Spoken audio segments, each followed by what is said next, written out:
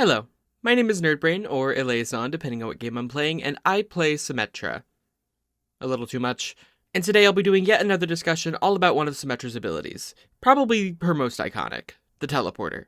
So like usual, I'll start with the stats and the basics of the ability, and then get into specifics on how we can use the teleporter in our gameplay.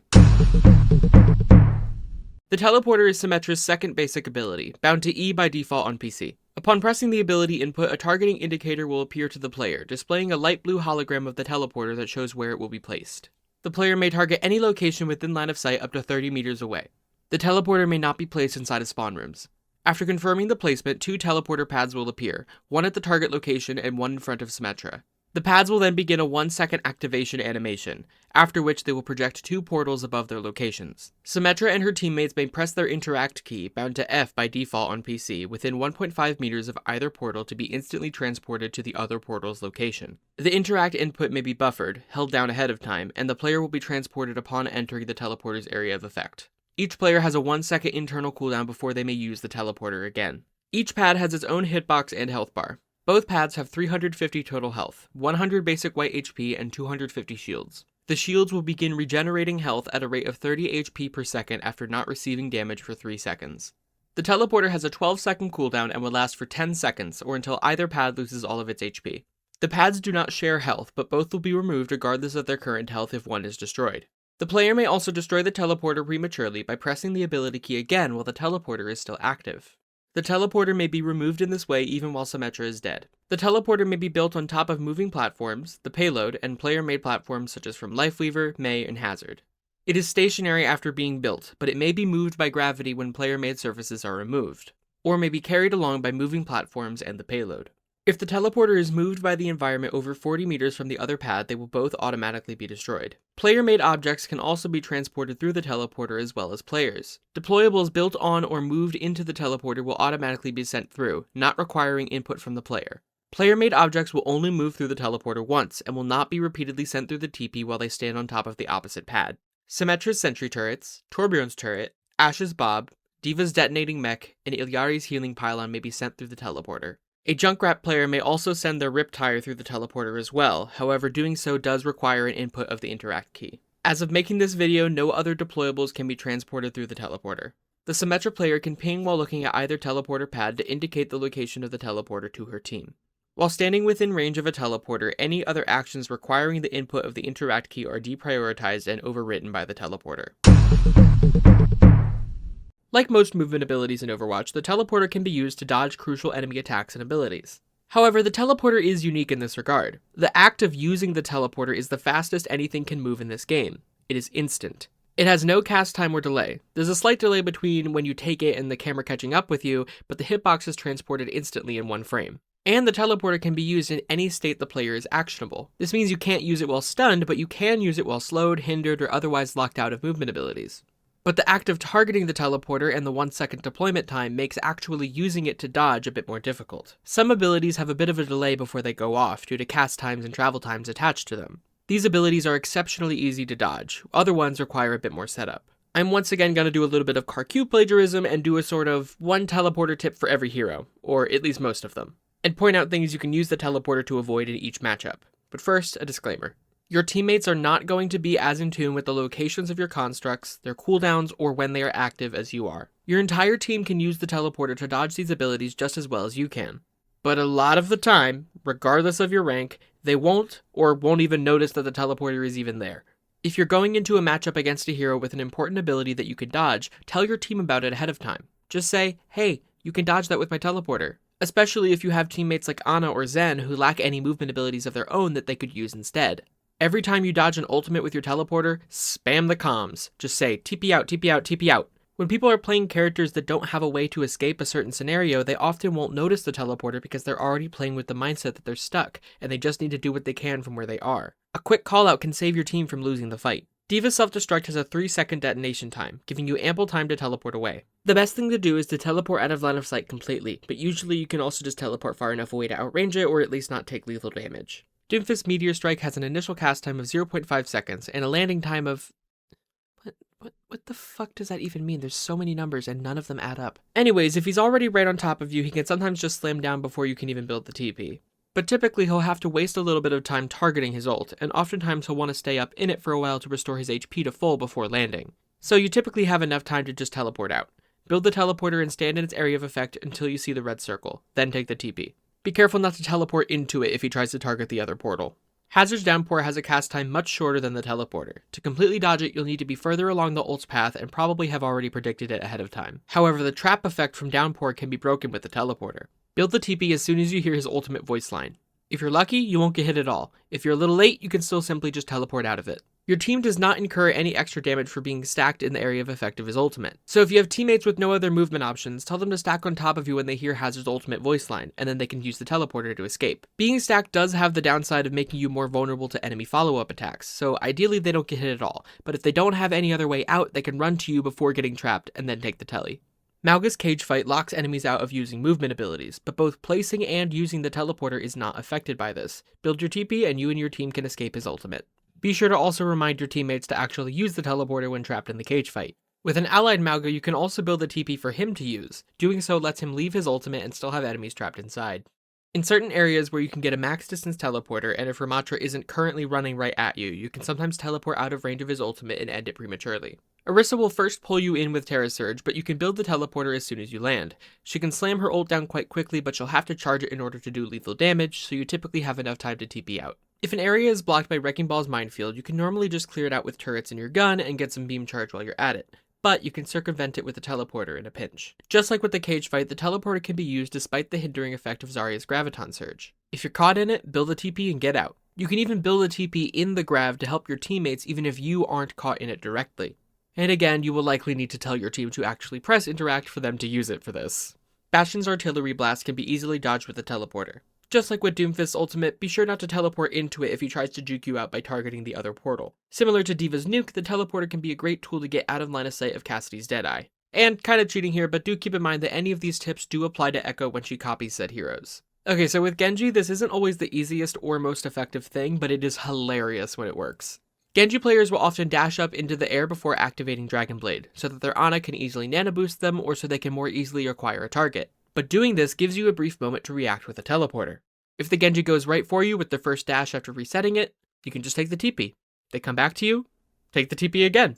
Rinse and repeat. Similar to Wrecking Ball, if an area is denied due to Hanzo's Dragon Strike, you can circumvent the death zone by teleporting past it. Mei's Blizzard takes about 2 seconds to fully freeze you, so when you hear her ult voice line, you can build your teleporter right away and get the hell out of there. Just like with Hazard, you can also tell your teammates to stack on you when they hear her ultimate voice line so that they can also use the teleporter to escape. If you can't place the teleporter out of range for whatever reason, you can also escape by breaking line of sight of Snowball in the middle. For Reaper, if he's far enough away from you with his ultimate and you're already at full health, you can sometimes teleport to safety, but the timing and zoning restrictions on this make it a little inconsistent. Sometimes you're better off just firing an orb or two into him and hoping your team can take him out before you die. Just like with Cassidy, the teleporter can be a great tool to break line of sight of Soldier during his ult. Against an enemy Symmetra, you can build your teleporter as bait for her turrets. The turrets will attack the teleporter and will not retarget until the teleporter is destroyed. This can allow you to ignore the turrets for a brief moment, scout out what areas have turrets, or eliminate them without incurring any damage yourself. The same concept also applies to Torbjorn's turret. With Tracer, I just want to mention that unlike other teleports in this game, like Reapers or Sombras, there are no intangibility frames attached to using Symmetra's teleporter. So you cannot take the teleporter after being stuck with a pulse bomb in order to avoid the damage. But you could take it to dodge getting stuck in the first place, I suppose. Venture's ultimate has a range of 24.5 meters, so a max range teleporter can get you out of range of the blasts. But they can also just hold W to get back in range of you. It's better to use TP to break line of sight or teleport to Highground to dodge their ultimate. Also, unlike other teleports like Sombra's Translocator, Symmetra's TP does not cleanse the anti-nade effect from Ana's Biotic Grenade, but generally getting the hell out of there after you're antied isn't a bad idea. Same concept applies to Ilyari's Captive Sun. It won't cleanse the Sunstruck effect, but getting the hell out of there after you're hit is generally a good idea. Just be careful not to teleport mid-detonation and nuke your teammates. In most games of Overwatch, it is common for players to seek higher ground to fight their enemies from. This is due to a number of advantages that high ground can grant. High up places are out of reach of a large number of characters that lack vertical movement abilities, or at least will require an enemy to invest resources and spend cooldowns on attempting to engage with your team, which provides a bit of protection. Being higher up also allows access to new vantage points and off angles to attack enemies that would otherwise be safe behind map geometry.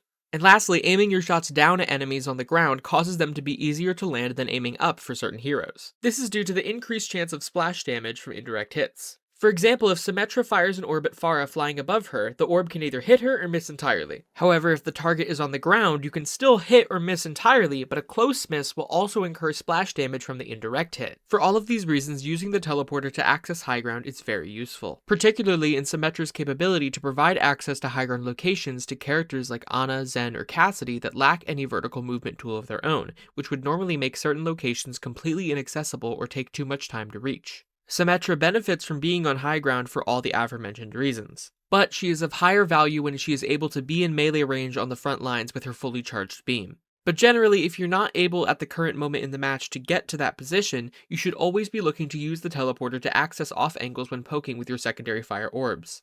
Even if you're not getting picks, actually damaging enemies instead of whiffing them from low ground or just damaging a barrier will be much more productive for you and your team. This will open up more opportunities for follow-ups from your teammates and actually be generating ult charge for you. When using a teleporter for accessing high ground, you can also employ some mind games and special technique to gain a little bit more defensive value from the high ground. The teleporter has a 12-second cooldown but remains active for 10 seconds, and has only a 1-second recovery time between each teleport. Most other movement abilities on dive characters, like Winston's Leap, have a brief but still much longer cooldown around 6 seconds. By being on the high ground, you will force the enemy to use their movement cooldowns to reach you. You can respond by teleporting back down to safety. As they go down to follow you, you can teleport right back up while their movement ability is still on cooldown, and they will be unable to stay in range of you. This is most effective against a single enemy attempting to dive you, as with multiple, they could be at the ready to attack both portal locations. One of the major additions to Symmetra's DPS rework back in 2018 was the capability of her teleporter to transport player-made objects in addition to players. This extends to a wide variety of things that she can teleport, the most important being the ability to teleport her own sentry turrets. This technique is called a turret bomb. Using this allows Symmetra to use her turrets more offensively, to harass the enemy backline and secure eliminations on her own, rather than just using the turrets as a defensive area denial tool to trap enemies in range of her beam. There is a lot more complexity to the turret bomb, but I already spent like 7 minutes yapping about the turret bomb specifically in my last video all about the sentry turrets. The turret bomb is one of the most important playmaking tools available to Symmetra. If you're not experienced with it, never even heard of it before, or just want to know some extra tips and tricks about using it, check out the section about it in my sentry turret video. Today, however, I want to focus on other deployable objects you can utilize with the teleporter. Symmetra can teleport an allied Torbjorn's turret as well as her own turrets. Unlike Symmetra's turrets, Torb's has a much longer range, and as such doesn't necessitate the use of the teleporter to be used offensively as much as Symmetra's do. But it can be effective to teleport a Torb turret into the enemy backline, especially when paired with a turret bomb of your own to do extra damage and help you secure a pick on an enemy squishy. It can sometimes also be useful to transport Torb's turret to a location he would otherwise be unable to place it. He can throw his turret up to 15 meters, which is half the maximum distance of the teleporter. With your help, he can get his turret to different positions across wide gaps or up on isolated high ground. Similar to Torb's turret, you can also teleport Ash's Bob. If she sends him running through the teleporter, he will use it mid-charge, then continue sprinting forward until he collides with terrain or an enemy, but this isn't very useful. There could sometimes be a niche trick with this that would allow you to send Bob into a corridor that would otherwise be out of line of sight of Ash, where the enemies might be hiding or would otherwise fall back to after being dove, but I've genuinely never in all my time playing this character used the TP with Bob in this way and had it be effective. What is far more useful with Bob is the ability to adjust his position after he's stopped running and entered his turret mode. The enemy team will often try to break line of sight of Bob instead of having to tank his damage and deal a large amount of damage to him to take him out completely. After enemies have backed up and broken line of sight of Bob, you can build a teleporter on top of him to send him to the other location, into the enemy backline where they thought they were safe. This application I have actually used numerous times and gotten many Ashes play the game with, and sometimes the Ashe player also just fucks up and places Bob in a bad spot, and this technique would allow you to salvage what would otherwise be a wasted ultimate. You can also TP Ilyari's Pylon, but I kinda see very little practicality for this. Maybe you can reposition it for her when a faraway ally is in need of help. If you do this, be sure not to piss her off by fucking with her Pylon spot too much. You might be able to do something really fun with sending it along with a regular turret bomb you intend to follow up on, so that you have some healing while you attack the enemy backline. But with how little health the Pylon has, I doubt you'll get much use out of it. But keep it in mind, I'd love to see a clip of someone finding a use for this. You can also combo certain other allied heroes' ultimates with the teleporter. By marking a location for your diva to place their bomb, waiting 1.5 to 2 seconds, then building the teleporter, you will cause the mech to explode instantly after being sent through, giving enemies no chance to react accordingly and break line of sight or hide behind a barrier. It's actually so effective and also just funny. The enemy team will see the mech and the giant flashing red triangle and notice that it's out of their way and not posing a threat to them. They'll typically see the mech and not the Symmetra player. The mech is out of line of sight, they're behind a barrier, or it's far enough away, so they'll just be existing and make no changes to their position. And suddenly, bam! Whenever performing this combo, which I will be referring to as the tele bomb, let the diva use her ult first, and then build the teleporter. Similarly to a turret bomb, by building the teleporter first, the nuke will be sent through instantly, and then do its 3-second long detonation sequence, giving the enemy plenty of time to react. The idea with this combo is to bait them into preparing for the bomb to be at a different position than it actually will be, and then give them no chance to escape its effects. Building the teleporter first completely kills this. The combo isn't just for highlight reels, it has a purpose. Against certain team comps, Diva's ult is just a tool used for zoning or stalling rather than a teamfight winning ultimate. Performing this combo is a lot easier in voice chat, especially when you're playing with friends, but it's not impossible to do in solo queue or through text chat alone. If you're in solo queue and against the type of matchup that it's good against, don't be afraid to ask your diva if they want to go for it. Let them know to group up with you and press their ult on your command. Make sure they know to stand still and press Q, nothing else. If you're having trouble explaining exactly where you want them to do it, you can place a spray on the ground or tap a location with your primary fire to indicate it. If done well, it is probably the most satisfying thing in this game. I really wish they showed assist credit for Symmetra when she teleports the bomb.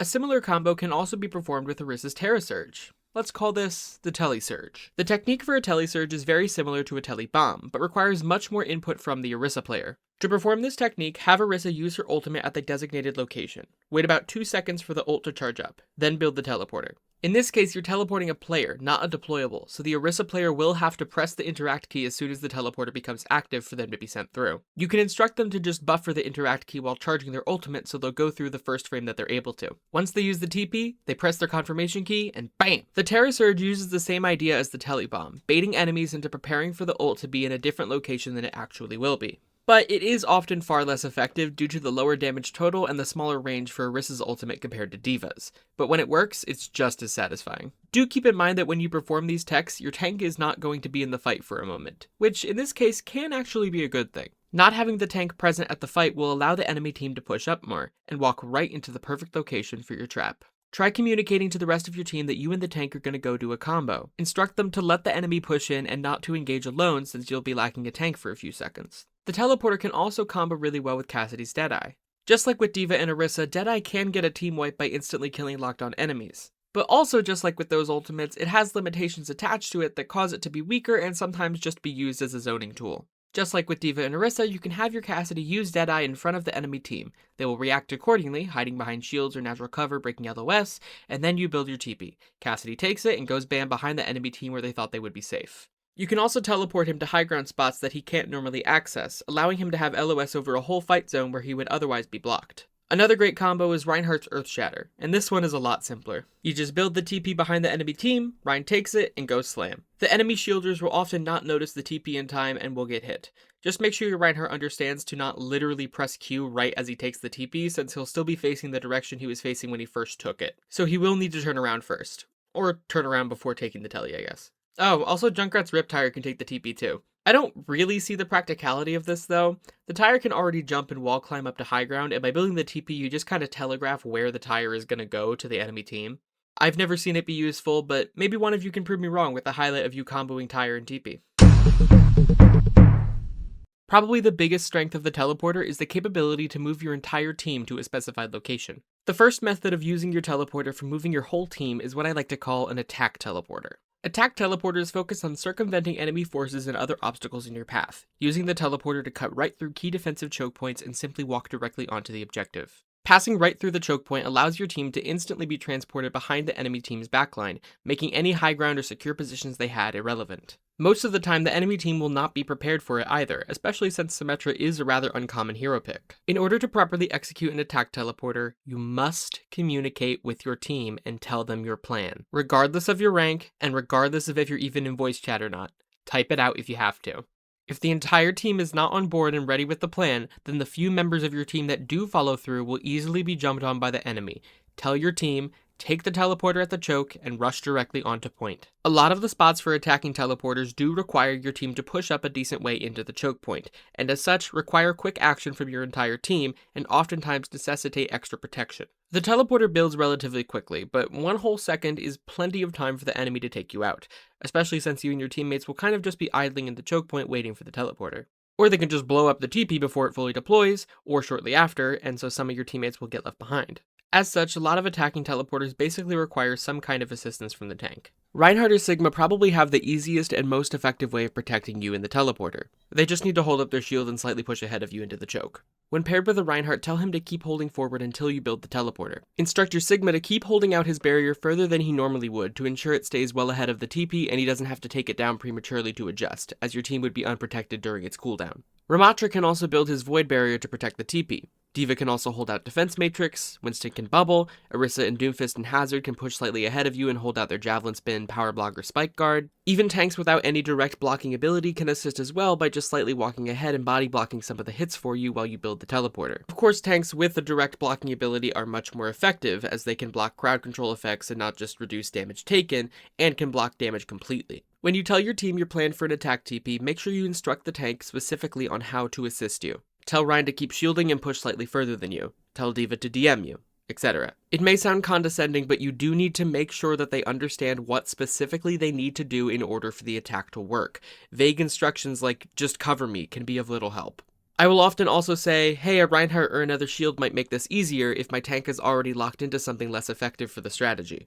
Although, if you request a tank swap, do keep in mind, you are playing Symmetra. Just as we do not owe our team swapping off of Symmetra to enable them, they don't owe us a tank swap so that we can play Sim.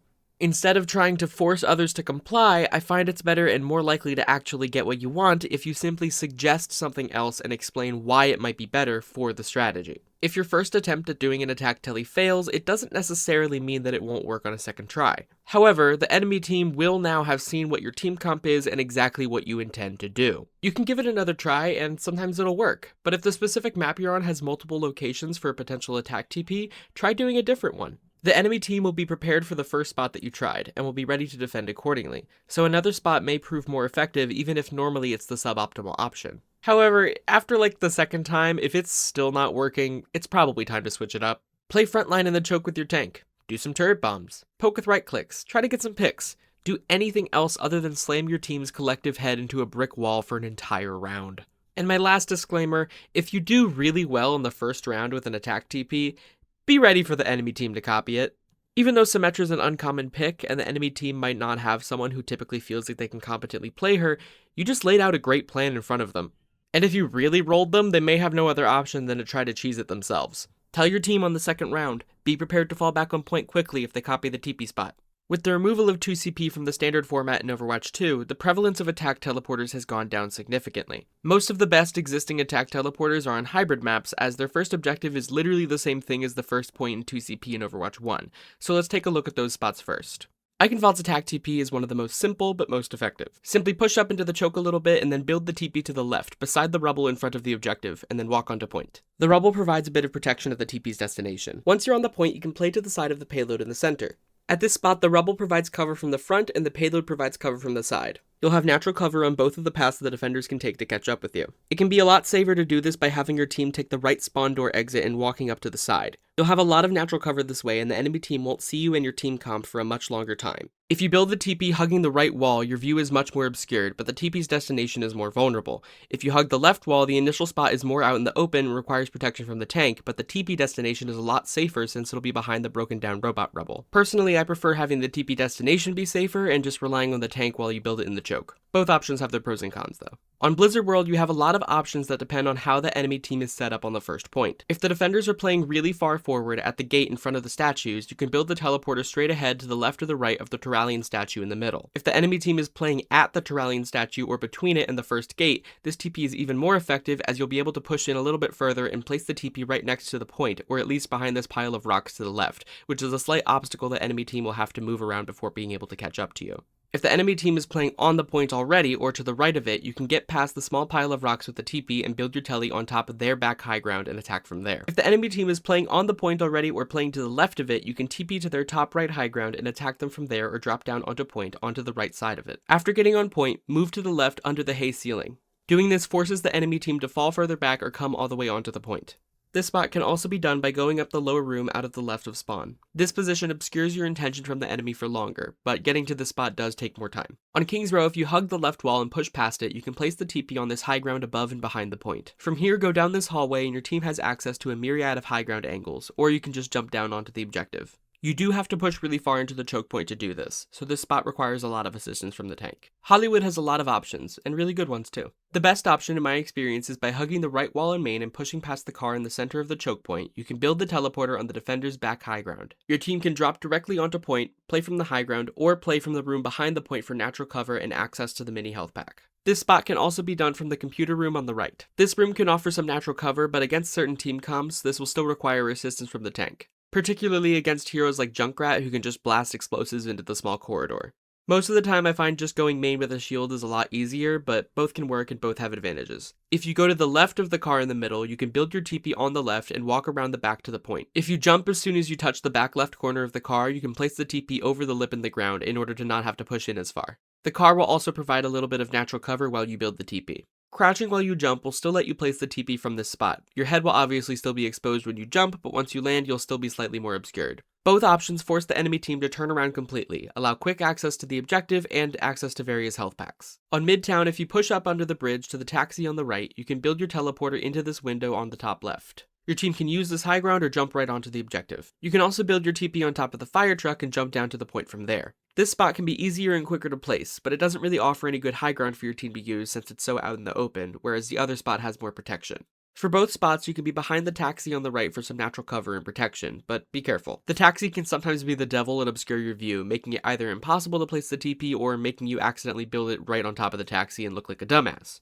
Also, so something really funny about Midtown is that there's this side spawn exit door that no one ever takes.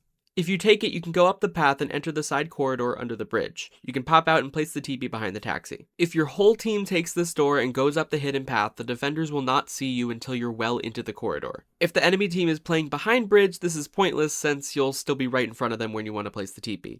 You're also just cramming your team into a tiny space, which can be a death sentence against certain team comps like I mentioned before. And if the enemy team doesn't see you at all for a very long time at the start of the round, they might know about the hidden path and be prepared for you to come up the side corridor. But other times, they don't have any idea about this hidden path, and they just get really confused and push up more and more trying to look for you at the start of the round, which then makes this spot completely free. So if you want to be goofy about it, you can try it this way. Most of the time I just go up main with a tank. It's more consistent and it takes less time to get to. On Nambani, I like to go to the bottom left room with the Mega Health Pack. Once you go up the stairs, build the TP to the back right high ground. You can drop right onto the point, or use the high ground, or fight the enemies further up the same path and force them off the high ground.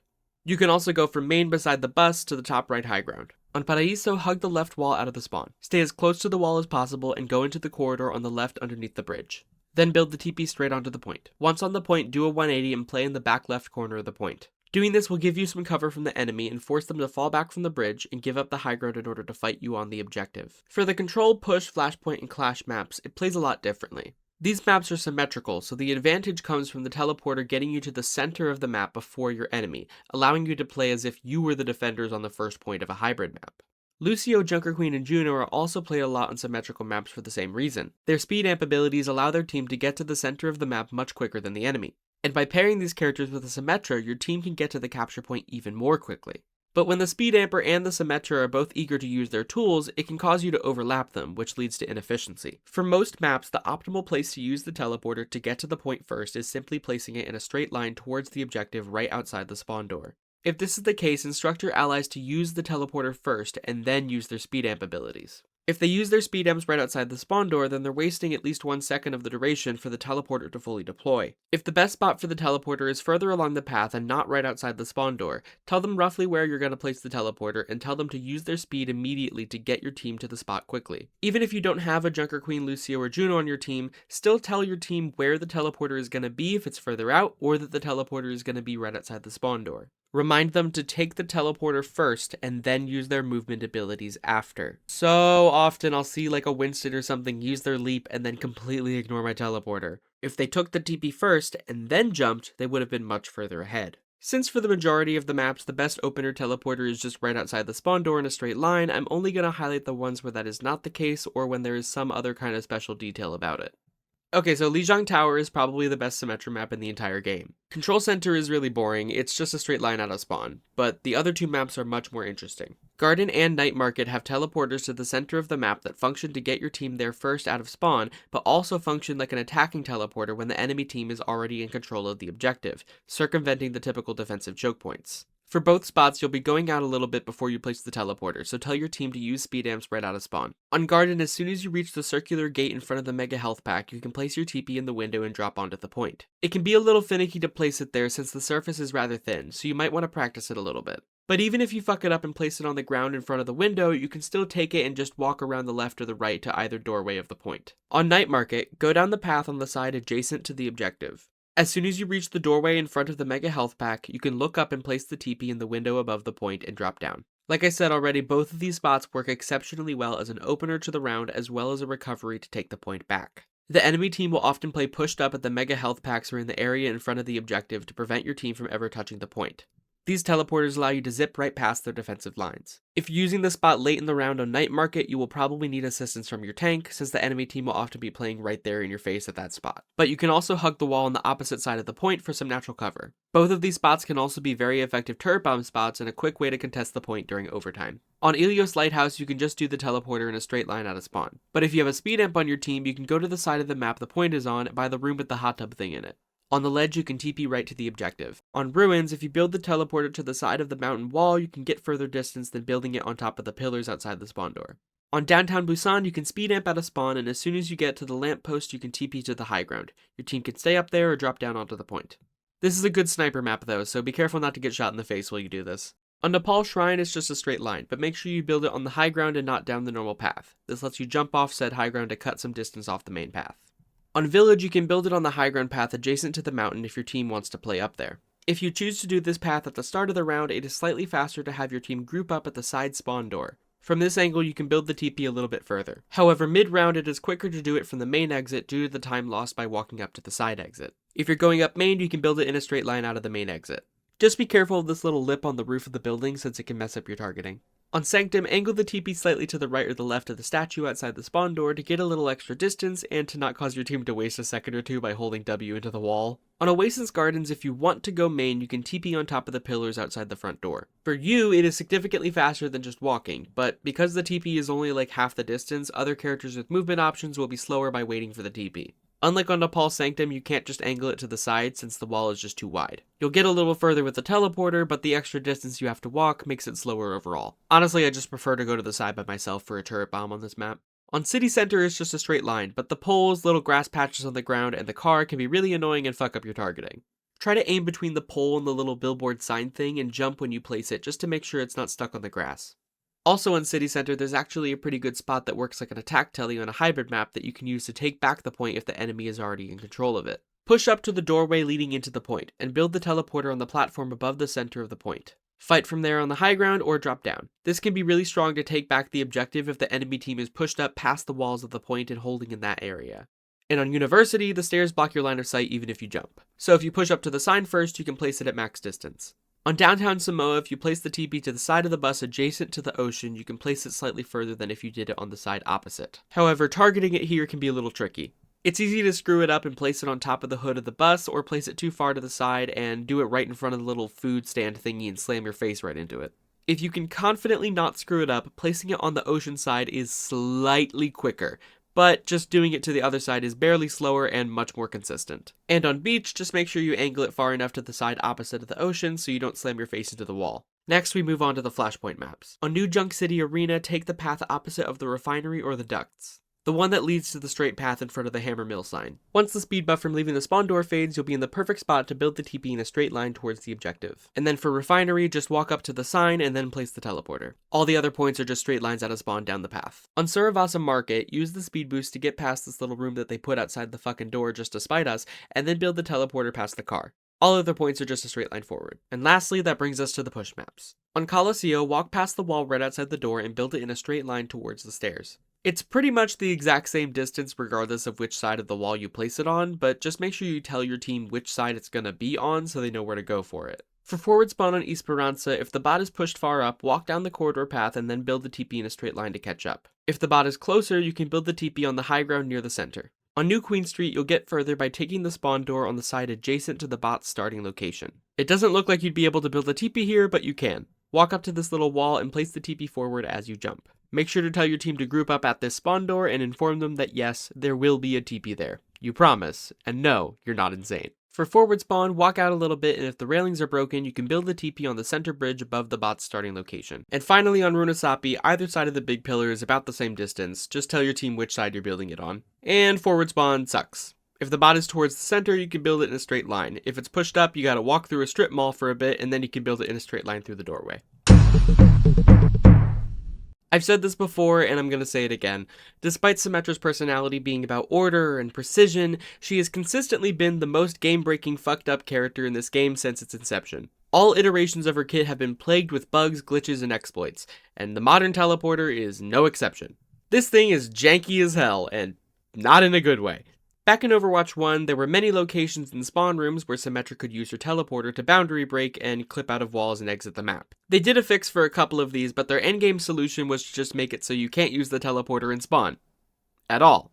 Which, by God, is incredibly infuriating. Like, most of the time this doesn't matter, but other times maps like King's Row exist that will taunt us with this fact constantly. You know that attacker's high ground in their spawn room, the one that Widowmaker goes up on all the time? Wouldn't it be neat if Symmetra and her teammates could go up there? Nope.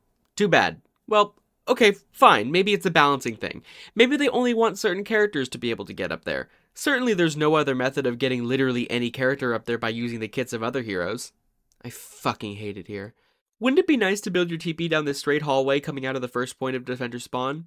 Well, too bad. You have to exit the tunnel and wait several seconds before putting your TP on cooldown to get out of spawn quickly, so then when you get back to the point, you still don't have your TP for like 6 seconds. Also, railings and ledges will sometimes block you from building your teleporter on them. What's actually wild about this, though, is that in 2019, they fixed this. They made it so the targeting of the teleporter ignored railings completely and destroyed them when placed. And in all of the maps that existed in Overwatch 1, this isn't an issue. But then, in the new maps they added in Overwatch 2, the fucking railings block the teleporter again. Oh, and of course the payload elevators moving platforms crunch your teleporter into pieces just by looking at them funny. But sometimes, they just explode! For no reason at all. So, Notmuda explained this in a video a long time ago, so I'm just gonna kinda copy his explanation here. There are 2 maps in each game of Overwatch. The visual one we see with the textures and models, and the actual map geometry that the hitboxes interact with. At certain walls and ledges, the visual map and the actual wall's hitbox do not line up perfectly. So the game destroys it instantly since it thinks it's colliding with the environment. Which, like, okay, fine. If the teleporter could exist while interacting with the environment, it could be really easy to break out of bounds, and that could be really bad for competitive integrity. But the real problem here is that the teleporter will die instantly and then be on cooldown for 12 fucking seconds. There's a really easy solution here. If the teleporter is destroyed via environmental collision and not enemy fire before the 1 second deployment time is completed, then the cooldown should be refunded. But, okay, fine. Maybe this is really hard to implement, like from a coding perspective. I don't know how to code. Maybe making sure it's tagged correctly what killed the teleporter and within what time frame is really hard to do.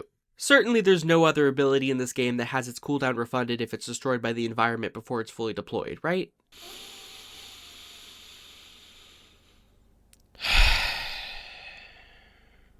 Listen, in online spaces, fans of games can be incredibly cruel and frankly downright abusive to game developers. Blizzard fans are especially notorious for saying awful, awful things on forums and in-game. Like, constantly. They can never be happy. Speaking to anyone online in such an inappropriate way is never acceptable. Especially when you're talking to the people who are responsible for creating and maintaining the games that you play for hours on a daily basis. If you wouldn't say it to a stressed out retail worker, then don't say it to a game dev. And if you would say something awful to a cashier, please reevaluate your life choices. Look, game development is difficult, time-consuming, and soul-crushing labor that often goes uncredited, underpaid, and forces devs into abusive workplace conditions. This has gotten better over the years, Blizzard certainly had a real shaking up of things in how their workplace was structured after the lawsuit back in 2021. But I implore you all to understand that when you insult the intelligence of the people working on the games you love, you are not screaming into the void. You are speaking to a human being who is working hard just to get by. But with that said, as a player of this game, it is incredibly frustrating to have issues like this exist in the game for nearly a decade and still not be addressed. And even more infuriating to see the solutions fans have suggested only be implemented in some aspects of the game and completely disregarded in others. With a heart full of love, thanks, and appreciation for the developers that have put blood, sweat, and tears into this game that I hold very near and dear to my heart, please fix this bug by implementing the mechanic you did for Lifeweaver's pedal platform. If you are able to do it for him, it should not be hard to do it for Sim. And if it actually is difficult to implement for Symmetra, tell us. Make a forum post saying that you at least know that this bug exists and are having issues implementing a fix. At least then we know that you're aware of it, but right now all we've gotten is years of silence, only for the suggestions that we've been saying to be placed elsewhere. In the meantime, as the Symmetra player, you will need to do your best to avoid the teleporter dying to Jank and screwing you over. The easy things to avoid would be placing it in the path of moving platforms and the payload. What's more of a problem though is when the walls just eat it. This is especially noticeable when attempting to do a turret bomb or a diva bomb combo out of line of sight of the enemy. Try your best to memorize any problematic specific locations and avoid them. Generally, you can place the turrets or whatever else you're trying to teleport out of line of sight as you'd like, but then try placing the teleporter towards the maximum effective distance to transport the turrets. You can be up to 1.5 meters away and still send stuff through the teleporter. And with that, I have yet again managed to yap about one ability for one character in a game with over 40 characters for like 40 minutes. If you couldn't tell, I kinda like Symmetra. I also want to take this time in the end slate to just say, wow. Thank you. My last video did really, really well. I know my channel is still incredibly small, and to most people on here, 200-something subs is not a lot of people. But I've had such tremendous growth in the past few weeks. My sub count literally doubled over the course of like 2 days. I'm really glad that you've all been enjoying my creative projects, and I'm looking forward to making more of these in the future. I hope you found this information useful. Good luck in your games, and use it well. And subscribe and like and stuff, or don't. Whatever, I'm not your mom, do what you want. Rasta cool guy. They just... Can I help you? Okay.